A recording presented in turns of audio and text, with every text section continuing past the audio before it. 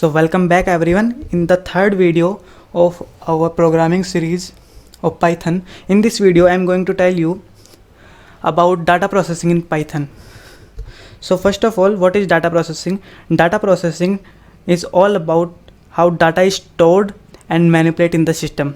अब data store कैसे होता है ये तो अपन को पता है कि डाटा स्टोर का मतलब क्या है कि कैसे वेरिएबल्स को मेमोरी मिल रही है, एंड मैनिपुलेशन का मतलब है कैसे वो चेंज हो रही है। ठीक है, अब इसको समझते हैं कि कैसे पाइथन में ये सबसे अलग है, अलग प्रोग्रामिंग लैंग्वेज से अलग है पाइथन के अंदर। तो इसके लिए अपन एक प्रोग्राम बनाते हैं एडिशन का। तो ठीक है, अपन एक न्यू फाइल ओपन करते हैं और प्रोग्रामिंग स्टार्ट करते हैं।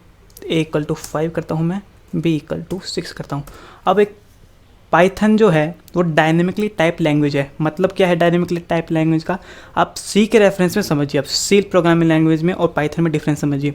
जैसे अगर आपने सी में एडिशन का प्रोग्राम बनाया होता तो आप क्या करते, आप वेरिएबल्स लेते 2 या स्टार्टिंग में समझ लो 3 लेते और तीनों को इंटीजर टाइप का बनाते। पहले उसको इंटीजर टाइप का बनाते या फ्लोटिंग टाइप का बनाते तो उसके अंदर वही टाइप की वैल्यू स्टोर हो सकती थी। यहाँ पर हमने कोई भी इसका टाइप डिक्लेयर नहीं किया ए का, जैसे यहाँ पर हमने किया a=5 तो हमने कोई भी टाइप नहीं बताया, सीधा वैल्यू असाइन हो गई। जबकि सी में पहले हम इसका टाइप बताते फिर इसके अंदर वैल्यू असाइन होती। जैसे हमने इसका टाइप बताया होता इंट, यानी इंटीजर टाइप की वैल्यू ले सकता है, पर पाइथन में ये सब कुछ डायनेमिकली हो जाता है। जैसे आपने लिखा a=5 तो रन टाइम पे ये ए वेरिएबल खुद ही इंटीजर टाइप का हो जाएगा। इसकी पुष्टि के लिए for the confirmation of it here Python provide a function which is type. अब यहाँ पर टाइप में हम ए पास कर देंगे, यानी टाइप ऑफ ए, और इसको प्रिंट करा दिया है और हम बनाएंगे F5 और यहाँ पर आया इंट, यानी इंट क्लास की वो वैल्यू, यानी ए के अंदर जो वैल्यू है वो इंट क्लास की है, यानी इंट टाइप की है। ठीक है, हमने देख लिया है। अब हम आगे बढ़ते हैं अपने एडिशन के प्रोग्राम में। तो हम एक थर्ड वेरिएबल लेंगे सी, इसके अंदर इसको मैं 7 कर देता हूँ और प्रिंट करा देंगे सी को।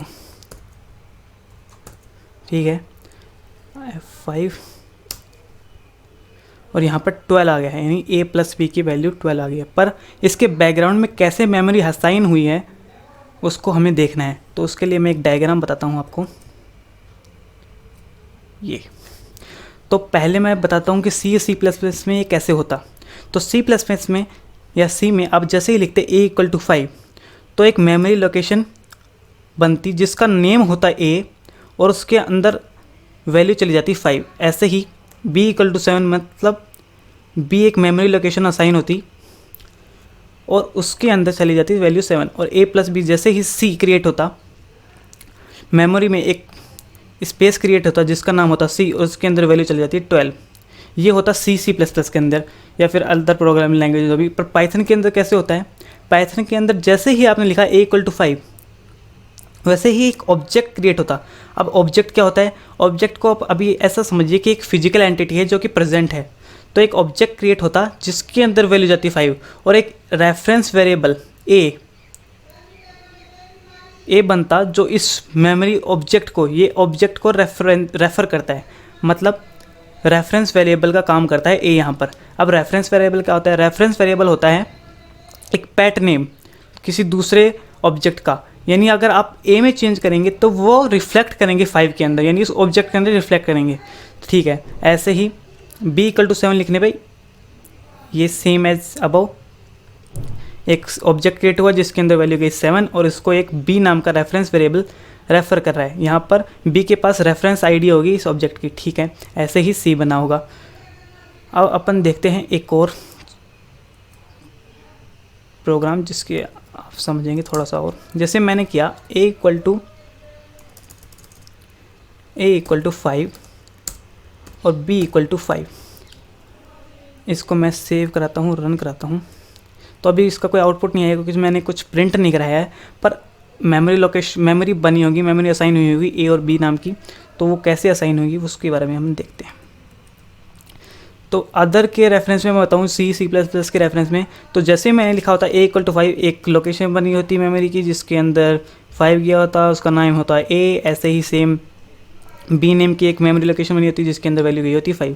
पर पाइथन के अंदर क्या हुआ होता, ए इक्वल टू 5 करने पे एक ऑब्जेक्ट बना था जिसकी वैल्यू होगी 5, जिसके अंदर 5 वैल्यू गई, उसको रेफ़र कर रहा है ए। और जैसे ही हमने किया बी इक्वल टू 5, अब 5 नाम का ऑब्जेक्ट जिसके अंदर 5 वैल्यू है वो पहले से प्रेजेंट है, तो बी नाम का एक रेफरेंस वेरिएबल बनेगा जो सीधा उसको ही रेफ़र करने लग जाएगा। मतलब यहाँ पर मेमोरी की बचत हो रही है, आपकी मेमोरी सेव हो रही है। तो ये पाइथन का एक फ़ीचर है। ऐसे ही आप एक और चीज़ देखिए, जैसे मैंने लिखा a इक्वल टू 5 और अगली लाइन में मैंने लिख दिया a इक्वल टू 7। अब मैं इसको सेव करा के एक बार रन करा देता हूँ। यानी a नाम का वेरिएबल बना है जिसको असाइन हुई है मेमोरी 5। तो ये कैसे चलेगा? तो अब देखिए, पहले जब आपने लिखा पहला लाइन और वो एग्जीक्यूट हुई a इक्वल टू 5, तो एक ऑब्जेक्ट बना जिसके अंदर वैल्यू है 5, उसको रेफ़र कर रहा है a, जो एक रेफरेंस वेरिएबल का काम कर रहा है। तो ये ऐसे वर्क किया।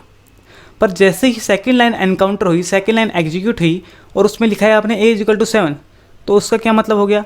तो अब इसका मतलब क्या हो गया कि a जो पहले 5 इस ऑब्जेक्ट को रेफ़र कर रहा था, अब इसको ये रेफ़र नहीं करेगा, इसको ये रेफ़र करना बंद कर देगा और ये रेफ़र करेगा अब इस नई मेमोरी लोकेशन को, नए ऑब्जेक्ट को जिसका वैल्यू है 7।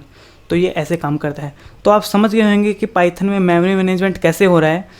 तो आज की वीडियो के लिए इतना ही।